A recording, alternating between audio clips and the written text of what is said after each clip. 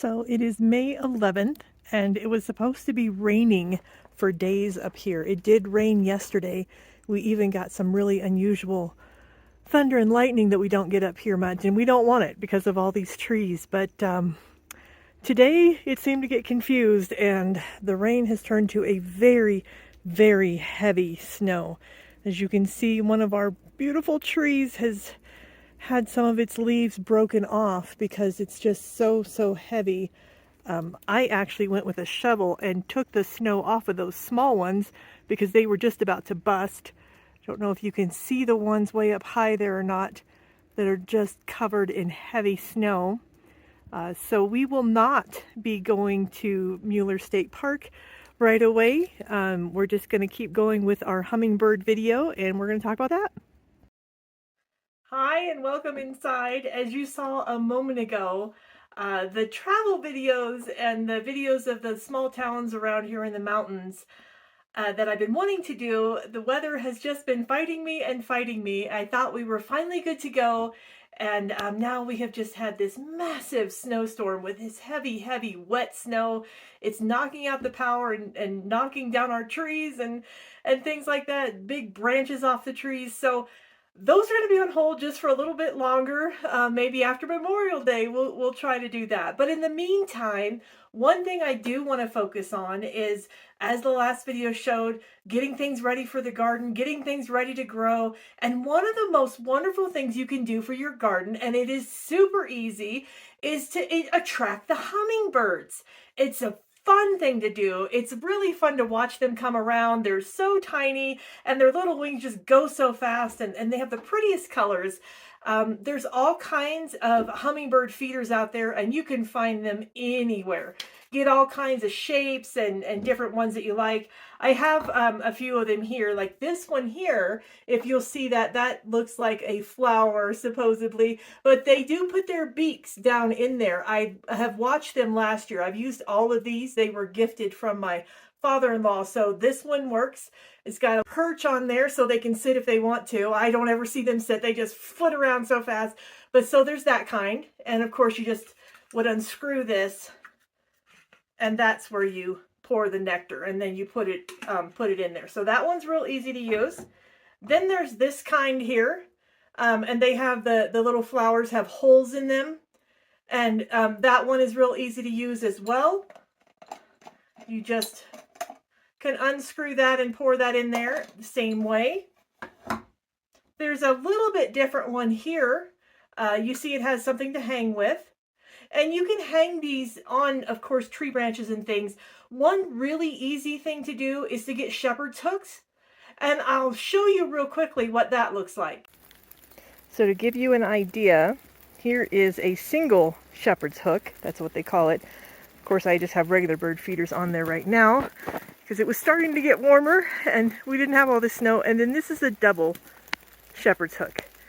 So you can use half of that or the whole thing or whatever, but then they just go straight into the ground. They're really easy to put in, and they usually have a side arm that helps keep them in there. Really quickly, as we're going through all this information about hummingbirds and how you can attract them to your garden, if you're enjoying these videos and unplugging with me, would you please hit the subscribe button and ring the bell to be notified when we have more videos? It really helps the channel out. Thanks so much. So those shepherd hooks make it really simple, and you can hang other things on them too, of course. And one nice thing I like about these, see how these pop out? It makes it super easy for cleaning, because depending on where you put these, you might get ants that want to get in there too, or bees even. So that makes it real easy to get that cleaned out. Now, if you just have a little bit of space, or maybe you even just have a little balcony or something, one of the ones that my father-in-law gave me was this, and it goes on a window. It just sucks on a window like that, and they get the nectar out of there, and it makes it super easy, and it's fun to watch them do that too. So that is a great way to attract them. And well, what's the point though? Why would you want to do that? They are very helpful in your garden, not only just, to help keep the bird population healthy and that kind of thing, but they help pollinate, and they can pollinate some flowers that other the other bees can't and things because of their long beak. And so I've got some articles down below that you can just read over. It talks about the benefits of hummingbirds. It's really nice. And they eat insects and things too. So it's great to have them come in your garden. We've got our bird feeder and we're ready to go. We got our shepherd's hooks out there or whatever you're going to put it on. So now you're going to run to the store and you're going to get some nectar. Well, you don't have to do that. And a lot of places would say not to do that. Now, this can be a bit controversial, and I'll put a couple articles of those different views as well. And the controversial part of that, of course, is the red dye. I don't know if you've heard much about that or not, but some people will tell you it is toxic to the birds and that it just slowly kills them, and you should not put that in there. And then other people, they say, well, the jury's out on that. There's not enough research to know, but that's why they don't like to use it. Because we do know that red dye is a chemical, and there are countries that will not allow red dye to be used for anything. So there's that piece of it. If you don't have to use it, why do it? Another piece of that, like what we talk about sometimes on this channel, just getting away from the inflation and the high cost and things. So if there is one less piece that you need to buy, then hey, that's really good. But for me especially, I love the fact that I have found a homemade recipe. It is so easy and it's so cheap. You don't have to go buy the fancy ones, whether you're talking about the red dye or not. They are expensive. I saw one, it was like $5 for this little bottle. And since I've been making my own, I realized just how overpriced that is. And it is so simple to make your own. And when I say that it is so simple, it truly is, to the point that once I found out how to make this, I couldn't see any reason to ever go back and get the other kind. It's expensive compared to this. It's so easy to make at home, and you don't have to worry about running out because all that you really ever need to use is water and sugar. That's it. That's all you have to do. You boil the water, you put it in a pan, or you can even boil it in the pan, whichever you want to do. Put the sugar in there and you dissolve it. That is all you have to do. So I'm going to boil the water really quick and I'll be right back. All right, I have my water boiled, and as you see, I use just a 1-quart jar there, and it's a hummingbird nectar 1-to-1. So 1 part sugar to 1 part water. So you just put in your boiling water, and again, you can do this all together on a stove, just doing it step by step for the video, really.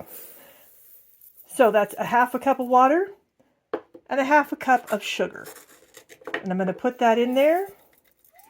And then just stir it until the sugar is dissolved. Or if you were working on the stove together, then you would be doing that there. And then once this sugar gets dissolved, I'm going to let it cool down a little bit because you don't want it hot when you're feeding it to the birds anyway. But I cool it down before I put it in my jar. And then I leave it in there until I'm going to fill up one of my hummingbird feeders. And I used this all last year, and it just worked fabulous. They loved it. They fought over it sometimes. They came back. We started getting all different colors. It was really nice seeing them come. So I would encourage you to try this. It's fun, it's easy, it's inexpensive, and it's a great way to help your garden thrive too. For scripture reading in the New Testament, in Hebrews 1, verse 1, in the past, God spoke to our ancestors through the prophets at many times and in various ways. But in these last days, he has spoken to us by his Son, whom he appointed heir of all things, and through whom he also made the universe. The Son is the radiance of God's glory and the exact representation of his being, sustaining all things by his powerful word. After he had provided purification for sins, he sat down at the right hand of the Majesty in heaven. So he became as much superior to the angels as the name he has inherited is superior to theirs.